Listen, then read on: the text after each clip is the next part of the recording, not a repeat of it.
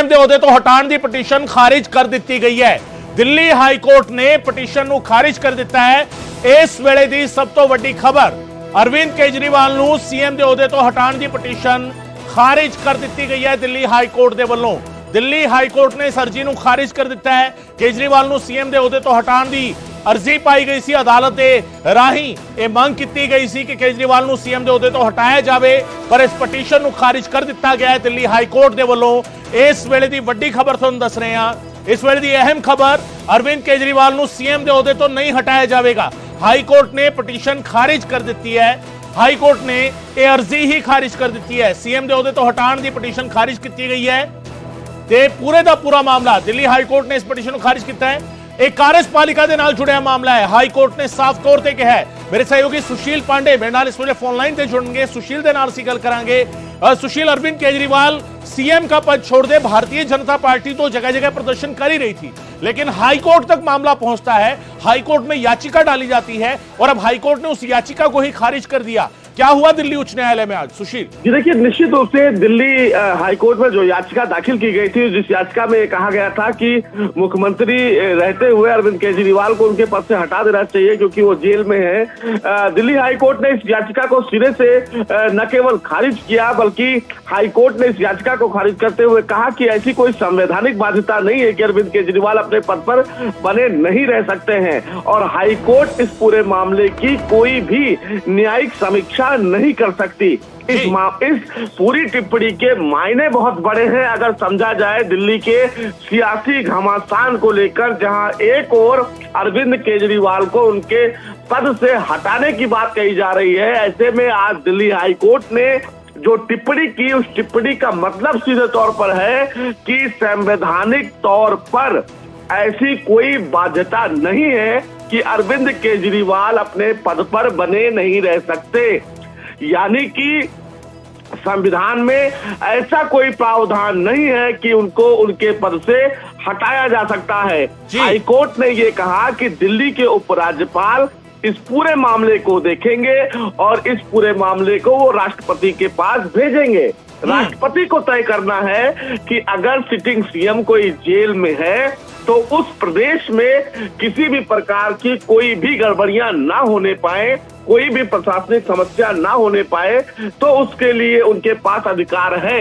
लेकिन संविधान में ऐसी कोई बाध्यता नहीं है जो अरविंद केजरीवाल को उनके पद से हटाने की कवायद करता हो। जी सुशील, यानी कुल मिलाकर अब ये भी कहा जा सकता है कि अब पूरे का पूरा मामला, क्योंकि अदालत ने एक तरफ ये तो कह दिया कि संविधान में ऐसी कोई बाध्यता नहीं है, लेकिन साथ ही जब ये टिप्पणी भी की जाती है कि दिल्ली के उपराज्यपाल यानी लेफ्टिनेंट गवर्नर इस पूरे मामले को देखेंगे और राष्ट्रपति को बाकायदा रिपोर्ट भी देंगे, उसके मायने क्या रहेंगे इस स्थिति में, जबकि कोर्ट ने तो क्लियर कर दिया है कि हटाने की कोई बाध्यता संविधान के मुताबिक नहीं है।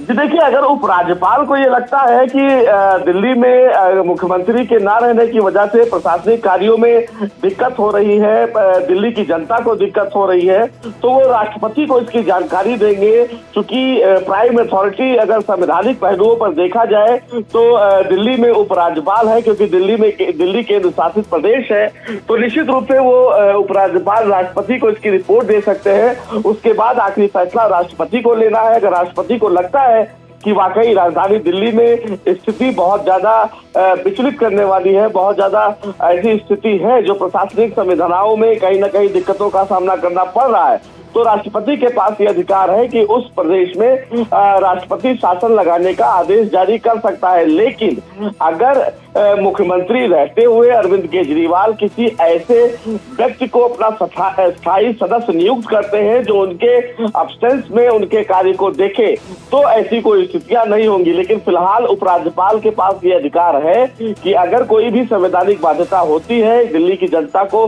मुख्यमंत्री न होने के दौरान किसी दिक्कतों का सामना करना पड़ता है, तो निश्चित रूप से उपराज्यपाल राष्ट्रपति को इसकी जानकारी दे सकते हैं। लेकिन फिलहाल हाई कोर्ट के पास या संविधान में ऐसा कोई अध्यादेश नहीं है या कोई आर्टिकल नहीं है जिसमें ये कहा जाए कि मुख्यमंत्री को उनके पद से हटाया जा सकता है अगर सिटिंग सीएम जेल में है। लेकिन सुशील, जैसे संबंध अरविंद केजरीवाल और दिल्ली के उपराज्यपाल के रहे हैं अब तक और दोनों के बीच में गाहे बगाहे ऐसा होता रहा है कि नोक झोंक सामने आती रही है, कभी चिट्ठियों के जरिए, कभी आदेश ना मानने को लेकर, कभी आदेश करने को लेकर। कितनी संभावना ऐसी है कि अरविंद केजरीवाल पद पर बने रहेंगे? कहीं ऐसा तो नहीं है कि हाईकोर्ट ने, ठीक है, कॉन्स्टिट्यूशन का एक उन्होंने रेफरेंस भी दिया और बाकायदा कहा कि ऐसी कोई जरूरत संविधान के मुताबिक नहीं है, लेकिन क्या लेफ्टिनेंट गवर्नर भी इस चीज को कैरी ऑन करेंगे या क्वेश्चन मार्क रहेगा अभी भी अरविंद केजरीवाल के सीएम बने रहने पर? सुशील जी, अभी इस मामले में किसी भी प्रकार की टिप्पणी करना मुझे नहीं लगता कि ये उचित होगा, क्योंकि ये राज्यपाल का अपना विशेषाधिकार है कि उपराज्यपाल इस पूरे मामले को कैसे देखते हैं। क्योंकि अरविंद केजरीवाल ही केवल अभी ईडी की कस्टडी में है, बल्कि उनकी जो पूरी कैबिनेट है वो काम कर रही है। दिल्ली के तमाम जो जनता है उनके तमाम जो काम है उसको निपटाया जा रहा है। तो मुझे नहीं लगता है कि उपराज्यपाल के द्वारा इस पूरे मामले में किसी भी प्रकार का कोई कदम उठाया जाएगा, क्योंकि मुख्यमंत्री अरविंद केजरीवाल के पास कोई विभाग नहीं था, केवल वो एक प्राइम अथॉरिटी थे, उनके पास कोई डिपार्टमेंट नहीं था। सारे डिपार्टमेंट उनके जो संबंधित कैबिनेट के जो सहयोगी हैं उनके पास था। तो मुझे नहीं लगता है कि अरविंद केजरीवाल अगर अपने पद पे नहीं है तो दिल्ली की जनता को किसी भी प्रकार की दिक्कत होगी। लेकिन हाँ, अगर उपराज्यपाल को ये लगता है कि मुख्यमंत्री के ना होने से प्रदेश में लोगों को दिक्कतें हो रही है, तो निश्चित रूप से उपराज्यपाल अपनी तरफ से कोई कार्रवाई कर सकते हैं या वो राष्ट्रपति को इसकी जानकारी दे सकते हैं। लेकिन अभी फिलहाल मुझे नहीं लगता है कि आम आदमी पार्टी के मामले में उपराज्यपाल के द्वारा कोई महत्वपूर्ण कदम उठाया जाएगा। लेकिन ये जरूर है कि अगर सियासी हलचल इस तरह आगे बढ़ती रही, सियासी घमासान रहा, तो निश्चित रूप से आने वाले दिनों में उपराज्यपाल इस पूरे मामले में कोई बड़ा कदम जरूर उठाएंगे। जी, बहुत शुक्रिया सुशील इस तमाम जानकारी के लिए। सुशील पांडे मेरे सहयोगी जानकारी दे रहे सन। और अहम टिप्पणी, अहम फैसला दिल्ली हाईकोर्ट का। दिल्ली हाईकोर्ट ने पटिशन का खारिज की है। नाल ये भी कह दिता कि संविधान के तौर पर जेकर देखा जाए, संविधानक तौर पर अजे ही कोई जरूरत नहीं है, अजे ही कोई लोड़ नहीं है कि अरविंद केजरीवाल को उन्होंने ओहदे तो हटा दिता जाए, सीएम के ओहदे तो हटा दिता जाए। यानी कितने ना कितने सीएम के ओहदे ते बने रह सकते हैं संविधान के मुताबिक अरविंद केजरीवाल। दिल्ली हाईकोर्ट ने स्पष्ट कर दिता है। पर नाल ये भी कहा है कि दिल्ली के लेफ्टिनेंट गवर्नर भी इस मसले को देखेंगे जेकर उन्होंने लगता है कि सीएम की एबसेंस दे विच या सीएम अरविंद केजरीवाल के सीएम रहते हो और लोगों को या आम लोगों को किसी तरीके की कोई दिक्कत दरपेश आती है, कोई काम काज अगे प्रॉपर तरीके नहीं हो पा रहा, तो इससे कॉल जी है वो दिल्ली के लेफ्टिनेंट गवर्नर लै सकते हैं। उन्होंने एक खास हक है, उसकी रिपोर्ट देंगे राष्ट्रपति को और उस तो बाद फिर फैसला लिया जा सकता है इस पूरे मामले में। पर कॉन्स्टिट्यूशनली अजिहा हजे कोई जरूरी नहीं है कि अरविंद केजरीवाल को उन्होंने सीएम के ओहदे तो हटाया जाए।